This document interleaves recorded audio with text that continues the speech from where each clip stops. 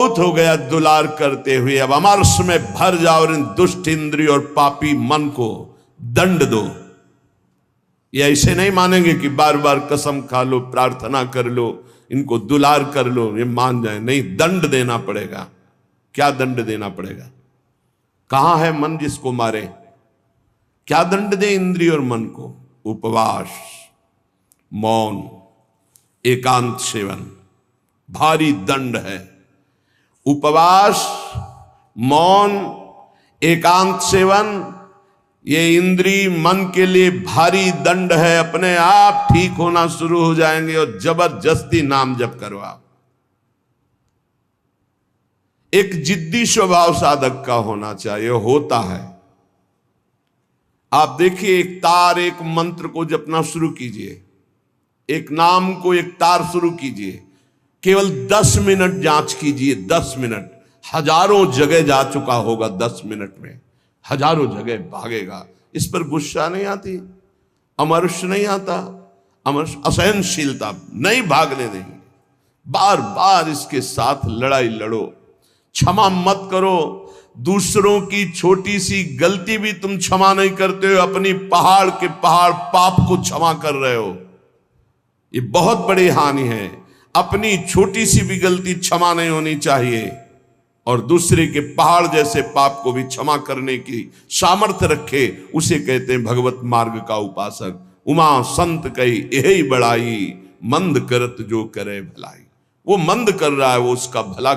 हमारी उल्टी चाल है, हम दूसरों के छिद्र राई जैसे दोष को पहाड़ जैसा देखते हैं और क्षमा नहीं करते, और अपने पहाड़ जैसे दोष को राई के समान भी नहीं मानते और क्षमा कर देते हैं। ये बहुत बड़ी हानि का विषय है। साधक ऐसा नहीं होता है। कैसे तुम्हें बताएं? साधक का हृदय आग लग जाती है अगर कोई त्रुटि होती है। बस अंदर ये होता है कि प्रिया जो हम इंतजार कर रहे हैं आपकी कृपा कटाक्ष का, जिस दिन आपका कृपा कटाक्ष हुआ उसी दिन रौंद के फेंक देंगे इन दुष्ट भावों को, जो काम है, क्रोध है, लोभ है, मोह है। मैं तो नहीं जीत सकता, पर इंतजार कर रहा हूं मालिक आपके इशारे का। जिस दिन आपका इशारा, आपका बल प्राप्त हो गया, इन दुष्टों को जो जन्म जन्मांतरों से घृणित कार्यों में मुझे परास्त करते चले आए हैं, इनका सर्वनाश कर दूंगा। इनका बीज भी नहीं रहने दूंगा, इनकी जड़ भी नहीं रहने दूंगा, वासना की जड़ उखाड़ दूंगा।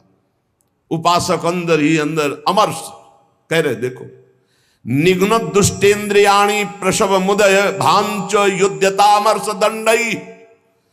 जैसे कोई बलवान आदमी किसी महाबलवान के चक्कर में फंसकर दब गया हो, अब अंदर अंदर वो अमर्ष से भर रहा है कि एक बार मैं छूट पाऊं कि बस फिर इसका सर्वनाश कर दूंगा।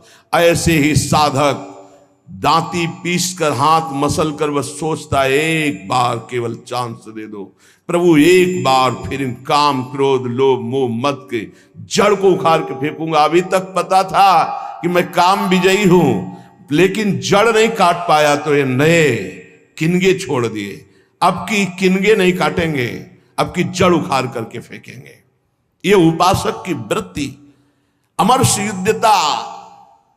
ऐसा अमर्ष में भरकर उद्योग करो, नष्ट कर दो इन विकारों को, क्योंकि बिना विकार नष्ट हुए देह भाव नहीं जाएगा। बिना देह भाव गए परमात्मा प्राप्ति नहीं होती। तद्रूपं चैव भूषादिकम अपि नितराम दूर दूरेण कुर्वन्। शरीर का श्रृंगार करना बंद करो यदि काम विजयी होना है तो, और शरीर के श्रृंगार को देखो मती। जो चाहे आपन कल्याणा, सुजस सुमति शुभगति शुभ नाना, सो पर नार लीलार गोसाई तजौ चौथ के चंद की नाई।